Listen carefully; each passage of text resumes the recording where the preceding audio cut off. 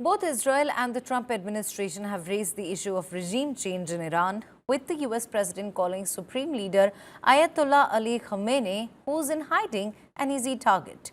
According to insiders, Khamenei's succession planners have stepped up their efforts to name who would next take the helm.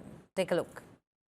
The clock is ticking for senior clerics seeking to name a successor to Iran's Ayatollah Ali Khamenei, in case he is killed. Iran's supreme leader has gone into hiding. US President Donald Trump and Israel have publicly speculated about killing Khamenei and about so-called regime change. Since Israel attacked Iran, a three-man committee of clerics tasked with identifying his replacement has accelerated its planning. That's according to 5 insiders with knowledge of the discussions. Khamenei, in power since 1989, is regularly briefed on the discussions, they said. Trump said on social media the US knew where Khamenei was hiding and called him an easy target. Ali Vaez of the International Crisis Group think tank says change at the top could also come from within.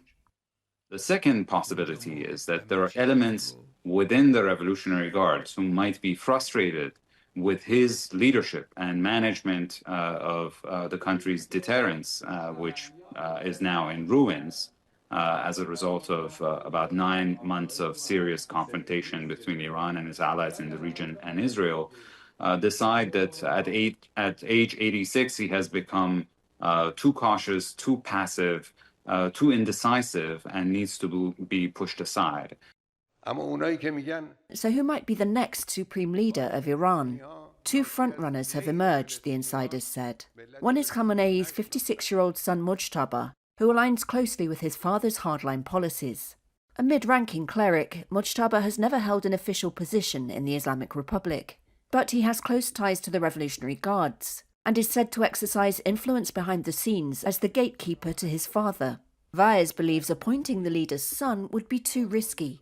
One has to understand that this is a revolutionary regime that came to power in 1979, overthrowing a dynastic monarchy. It has lost a lot of legitimacy over the years, and now is at one of its weakest points ever. If it also comes full circle and becomes a hereditary system itself, I think it really removes the last leg that it's standing on, even in the eyes of its own core constituents. The clerics are also considering a more moderate face to ward off foreign attacks and internal revolts, one insider said.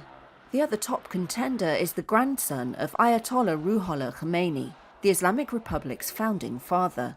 Hassan Khamenei is allied with the reformist faction that favours the easing of social and political restrictions. But he also commands respect among senior clerics and the Revolutionary Guards because of his lineage, the insiders said.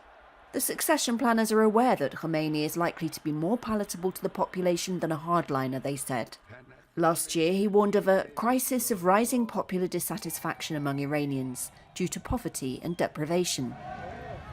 It will be a smart move for Ayatollah Khamenei to appoint or push for Hassan Khamenei to become his successor, simply because this is a revolutionary system that was born out of the ideas of its founder, Ayatollah Khamenei, whose grandson remains very popular.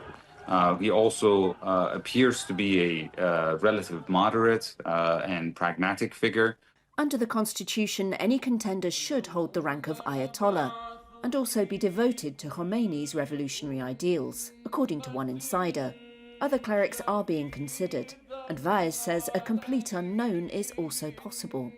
If the concept is that the real power behind the veil, which is the current office of the Supreme Leader, in which his son Mujtaba is a key, powerful figure, and the Revolutionary Guards are seeking to just preserve the facade of the current system and appoint a leader who's no longer supreme and doesn't really rule and is just a figurehead, then it is possible that they would put forward a candidate that no one has ever heard of and would not really hold the same levers of power that Ayatollah Khamenei has held now for more than 30 years.